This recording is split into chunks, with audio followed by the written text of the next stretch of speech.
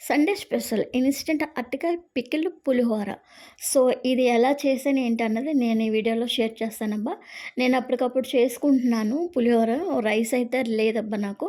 నేను అప్పటికప్పుడు 1 cup rice తీసుకొని ఇక్కడ రైస్ అయితే ఉడకబెట్టేసుకున్నాను. సో, రైస్ రెడీ అయిపోయింది. ఇంకా పులిహోర విషయానికొస్తే నేనిక్కడ స్టవ్ వెలిగించి స్టవ్ పై పాన్ పెట్టేసి 1 స్పూన్ ఆయిల్ వేసేసాను. ఆయిల్ కొంచెం వేడెక్కాక వేరుశనగుళ్ళు వేసేసాను. అవి కొంచెం రోస్ట్ అయిన తర్వాత ఇక్కడ తాలింపు దినుసులైతే వేసేస్తున్నాను. సో, అవి కూడా కొంచెం కలుపుకొని లైట్‌గా కరివేపాకైతే యాడ్ చేసేస్తున్నాను. సో, ఇక్కడ ఒకటే పచ్చిమిరపకాయ, ఒకటే ఎండుమిరగాయ వేసానబ్బా. ఎందుకంటే ఆల్రెడీ మనకి చట్నీలో ఎలాగో స్పైసీనెస్ ఉంటదని నేనిక్కడ ఇంకా స్పైసీనెస్ ఇంకా ఏమి యాడ్ చేయలేదు. సో, నెక్స్ట్ టేస్ట్ కోసం నేను ఇంగువ ఏసాను. కలర్‌ఫుల్ కోసం కొంచెం సాల్ట్ కూడా వేసాను కొంచెం. సో, ఇక్కడ ఇదిగోండి చాలా సూపర్ డెలిషియస్‌గా ఉంది. So, Sunday special.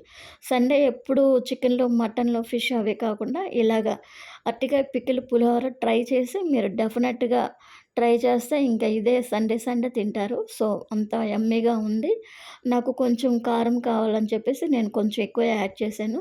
So, last and final touch కొత్తిమీరతో నేను గార్నిష్ చేసేసాను. కొత్తిమీర ఏసేసి కలిపేసాను. ఇదిగోండి సూపర్‌గా ఉంది కదా! నిజంగా మీరు చెప్తే నమ్మరు గానీ ఫ్రెండ్స్ అది వాసనకే కడుపు నిండిపోతుంది. ఎప్పుడెప్పుడు తిందామా అని చెప్పేసి. నేనిక్కడ టీవీ చూస్తూ నేను ఇది తింటున్నాను పులిహోర. నెక్స్ట్ వచ్చేసి ఉట్టది తిన్నా ఒక టేస్టు, నిమ్మకాయ పిండుకొని తింటే అదొక టేస్టు. సో, నిమ్మకాయ పిండుకున్న ఉట్టిదైనా సరే super యమ్మీగా లాగించేస్తారు.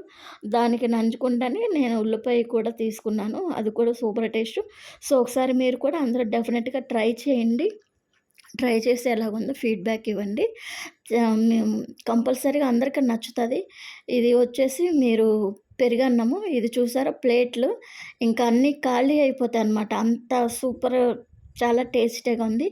Please guys please support me. Subscribe చేసుకోండబ్బా. చూసి వెళ్ళిపోకండి. Thank you for watching. Bye. Thank you.